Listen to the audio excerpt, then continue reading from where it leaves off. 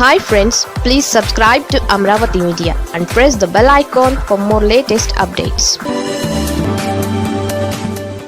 అక్కడ వైసీపీకి కాపు కాసే లీడర్ కావాలట. ఎన్టీఆర్ జిల్లాలోని ఆ కీలకమైన సామాజిక వర్గంపై వైసీపీ ఫోకస్ పెట్టిందా? గత ఎన్నికలలో ఎక్కడ నష్టం జరిగిందో తెలిసొచ్చిందా? అందుకే బలమైన ఆ ఓటు బ్యాంక్ ఈసారి చెదిరిపోకుండా ఇప్పటి నుంచే జాగ్రత్తలు మొదలుపెట్టిందా? ఇంతకీ ఏ కులం మీద స్పెషల్ ఫోకస్ పెట్టింది ఫ్యాన్ అధిష్టానం? డ్యామేజీని కవర్ చేసుకోవడానికి ఎలాంటి ప్లాన్స్ వేస్తోంది? ఎన్టీఆర్ జిల్లాలో ప్రత్యేకించి బెజవాడ నగరంలో కాపు సామాజిక వర్గానికి దగ్గరయ్యే ప్రయత్నంలో ఉంది వైసీపీ. ఆ విషయంలో సీరియస్గానే వర్కౌట్ చేస్తున్నట్టు తెలుస్తోంది.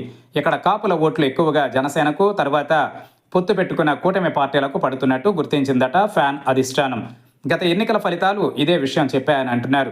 విజయవాడ నగరంతో పాటు ఎన్టీఆర్ జిల్లాలోని పలు నియోజకవర్గాలలో కాపు సామాజిక వర్గం ఓటు బ్యాంక్ బలంగా ఉంది. సిటీలోని 3 నియోజకవర్గాలతో పాటు అటు జగ్గయ్యపేట, తిరువూరు, మైలవరం సెగ్మెంట్స్లో కూడా కాపులకు బలమైన ఓటు బ్యాంక్ ఉంది. 2019, 2024 ఎన్నికలను పరిశీలిస్తే ఇదంతా జనసేనకు, టీడీపీకి ట్రాన్స్ఫర్ అయినట్టు లెక్కలేస్తోంది వైసీపీ అధిష్టానం. కాపు సామాజిక వర్గం ఎక్కువ శాతం జనసేన వైపు మొగ్గు చూపడం, ఆ పార్టీతో పొత్తు పెట్టుకున్న కూటమిలోని మిగతా రెండింటికి కూడా కలిసి వచ్చిందని వైసీపీ స్థానిక నేతలు గుర్తించారట. దీంతో వచ్చే ఎన్నికలలో ఏం చేయాలన్న దానిపై అధిష్టానం దగ్గర రకరకాల ప్రతిపాదనలు పెడుతున్నట్టు తెలిసింది. ఎన్టీఆర్ జిల్లాలో పార్టీకి గతంలో బలమైన కాపు నేతలు అండగా ఉన్నారన్న విషయాన్ని ఈ సందర్భంగా గుర్తు చేస్తున్నారు.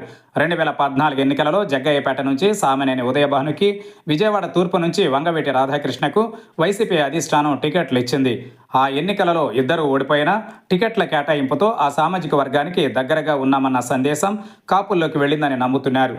అయితే 2019కి వచ్చేసరికి కాపు కోటాలో జగ్గయ్యపేట నుంచి ఉదయభానుకు మాత్రమే టికెట్ కేటాయించారు. 2024 ఎన్నికల్లో కూడా ఆయనకే దక్కింది. కానీ ప్రస్తుతం సామినేని వైసీపీని వీడి జనసేనలో చేరిపోయారు.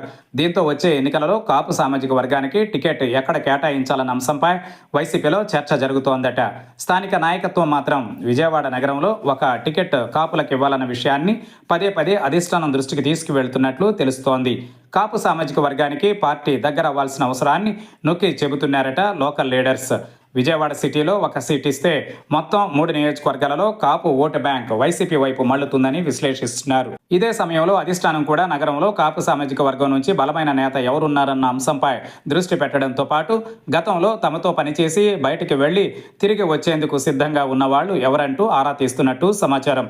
ఇదే సమయంలో పార్టీలో ఉన్న కొందరు కాపు సామాజిక వర్గ నేతలు కూడా మేం లైన్లో ఉన్నామంటూ అధిష్టానం దృష్టికి తీసుకువెళ్లే ప్రయత్నంలో ఉన్నారట. గత ఎన్నికల సమయంలోనే వంగవీటి రాధాను వైసీపీలోకి తీసుకువచ్చేందుకు ప్రయత్నాలు జరిగినా సాధ్యపడలేదు. ఆయన సోదరి ఆశ వైసీపీలో చేరతారని పెద్ద ఎత్తున ప్రచారం జరిగినా అది లేదు. మరోవైపు గతంలో కాపు సామాజిక వర్గానికి కేటాయించిన జగ్గయ్యపేట నియోజకవర్గంలో కమ్మ సామాజిక వర్గానికి చెందిన తన్నీరు నాగేశ్వరరావును ఇన్ఛార్జిగా పెట్టింది పార్టీ.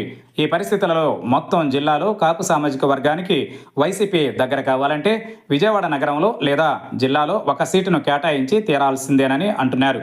అయితే అది ఎక్కడన్న విషయంలో ప్రస్తుతానికి క్లారిటీ లేదు. అసలు జిల్లాలో ఎక్కడా ఇవ్వకుంటే మాత్రం దాని ఎఫెక్ట్ పార్టీపై పడుతుందని అంటున్నారు వైసీపీ నేతలు.